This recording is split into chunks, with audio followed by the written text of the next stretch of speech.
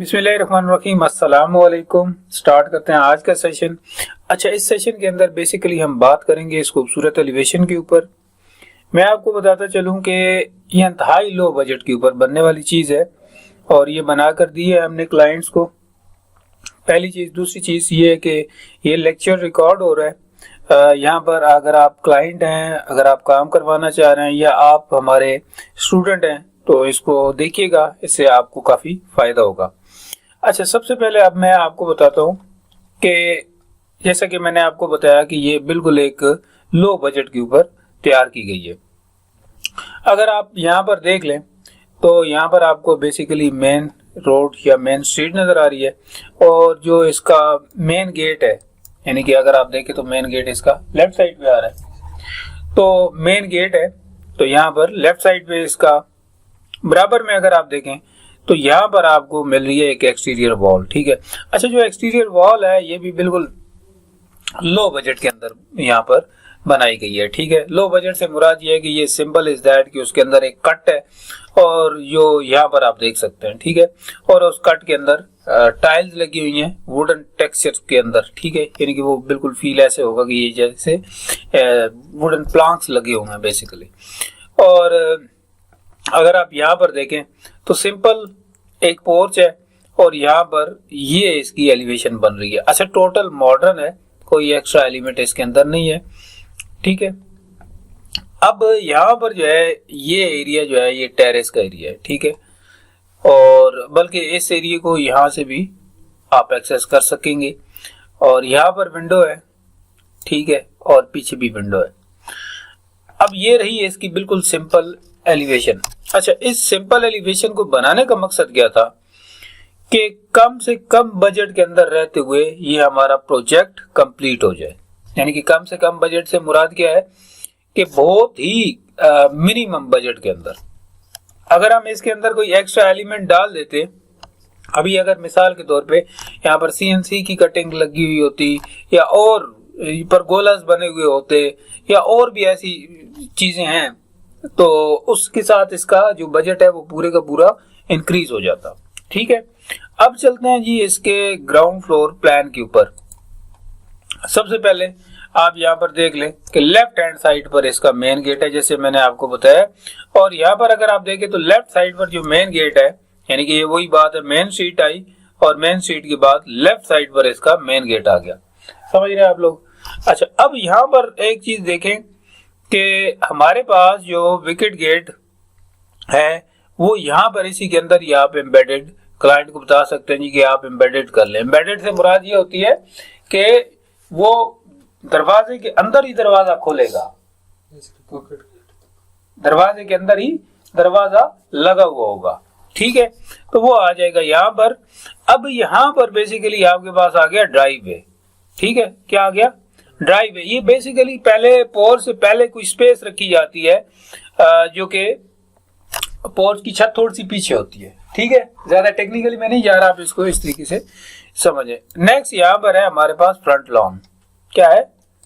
Front lawn. ठीक है। तो फ्रंट लॉन जो है ये 9 फीट 4 की इसकी वाइड है और ये एरिया अगर आप देखें यहाँ से यहाँ और यहाँ से यहाँ और यहाँ से यहाँ तक, तो यहाँ पर आपके लग सकते हैं प्लांट्स, यानी कि जो वेजिटेशन वगैरह है वो आपकी हो सकती है। किचन की गार्डनिंग है वो भी इस एरिया के अंदर हो सकती है। ठीक है। अच्छा, ये जो एरिया बच रहा है ना, ये एरिया फ्रंट वाला, यहाँ पर मैं हमेशा रिकमेंड करता हूँ कि यहाँ पर अगर लग जाए ना दरख्त बड़े साइज के शुरू में घर बनाने के साथ ही, तो इसका एक बड़ा फायदा पता है क्या होता है इस एरिया का, कि जो आपकी पूरी एलिवेशन होती है ना या जो घर होता है, एक तो वो नेचर फ्रेंडली वैसे भी मतलब है हो जाता है। दूसरा, अगर सनलाइट डायरेक्ट अगर यहाँ से पड़ रही है ना सनलाइट, तो वो सनलाइट यहाँ पर उसका इम्पैक्ट वैसा नहीं पड़ता। और सबसे बड़ा फायदा ये होता है कि अगर आप यहाँ भी आए तो अब अगर यहाँ पर दरख्त लगे हुए होंगे, यहाँ पर अगर आप देख लें या वो ज्यादा हाइट पे निकल जाते हैं लाइक ऐसे, तो अब यहाँ पर देख लें कि वो पूरा एक पोर्शन एक साइड को पूरा कवर कर रहा है। और प्लस उसका फायदा क्या होगा, एक तो उसका साया होगा, दूसरा आपकी फ्रंट एलिवेशन के ऊपर जो मटेरियल लगा हुआ है उसको प्रोटेक्ट करेगा, तीसरा गर्द और ये चीजें बहुत ज्यादा अंदर नहीं जाएंगी। ठीक है। और चौथा अगर आप देखें तो यहाँ पर पूरा एक सिनेरियो ही चेंज हो जाएगा, यानी कि बाहर से जो एलिवेशन है, तो मैं हमेशा कहता हूँ कि एलिवेशन अगर सिंपल भी हो और उसके साथ 2-4 दरख्त हो तो ज्यादा बेस्ट है। ठीक हो गया जी। अच्छा, क्योंकि नेचर है ना। नेक्स्ट हमारे पास पोर्च आ गया। यहाँ पर पोर्च का साइज आप लमसम देख लें, यानी कि 12.25 बाई 15 कर लें। ठीक है, तो पोर्च से अगर आप लोग यहाँ पर देखें, यानी कि यहाँ पर, तो यहाँ से हम जैसे अंदर दाखिल हुए तो यहाँ पर आपके पास आ गया सबसे पहले ड्राइंग। ठीक है, और तो थोड़ा सा ऑर्गेनाइज करके दिखाया गया है। और जो ड्राइंग की विंडो है वो बाहर है, यानी कि ये देखें कहाँ पर है, बेसिकली फ्रंट लॉन के अंदर है। कहाँ पर है? फ्रंट लॉन के अंदर है। और जो फ्रंट लॉन है आपका, उसके अंदर जब आप लोग यहाँ पर बैठेंगे तो यहाँ से आपको सनलाइट भी जाएगी। क्लियर है? और क्या जाएगा? व्यू भी जाएगा। तो इसकी जो विंडो होगी वो लो सिल के ऊपर अगर आप लोग बनाएं तो वो ज्यादा बेहतर रहेगी। ठीक है, नेक्स्ट यहाँ पर हम आगे गए, यानी कि यहाँ से अंदर दाखिल हुए यहाँ पर। तो जैसे हम यहाँ पर अंदर दाखिल हुए तो ये स्टेप्स आपको नजर आ रहे हैं, एल शेप में स्टेप्स हैं। अब एल शेप में स्टेप्स का कंसेप्ट क्या है कि बेसिकली स्टेप्स क्यों बनाए जाते हैं? किसी दूसरी चीज को हाइट देने के लिए। तो जब यहाँ से हम हाइट पे जाएंगे, बात समझ आई है? जब हम यहाँ से हाइट पे जाएंगे तो उसका फायदा क्या होगा कि अगली बिल्डिंग ऊंची होगी और वो प्रोटेक्ट रहेगी। ठीक है, ये एक अलग टेक्निकल बात है जो कि बाद में हम डिस्कस करेंगे। तो यहां से हम जैसे अंदर दाखिल हुए तो हम हाइट पे चले गए। अब जब हम हाइट पे गए तो इसका लेवल और इसका लेवल दोनों तब्दील हो गए। ठीक है, अच्छा, अब यहां पर देखें तो ये अंदर से यूटिलाइज करने के लिए यहां पर ये चीज दी गई है। ठीक है, यानी कि ये डोर यहां पर मौजूद है। अच्छा, अब जो ड्राइंग वाले लोग होंगे, यानी कि जो आपके गेस्ट वगैरह होंगे, वो बेसिकली जो यूज करेंगे वो ये बात यूज करेंगे। और स्टेयर जैसे यूं समझ लो कि आपकी यू शेप में ऐसे ऊपर जा रही हैं। बात समझ आ रही है?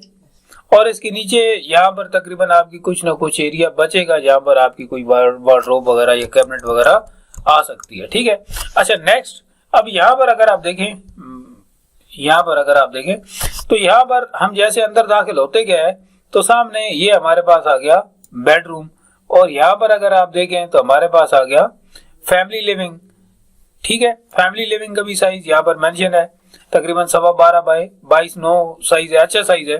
अच्छा, यहाँ से अगर आप देखें तो फैमिली लिविंग के बाद यहाँ पर हम चले गए आगे और यहाँ पर हमारे पास आ गई लॉबी।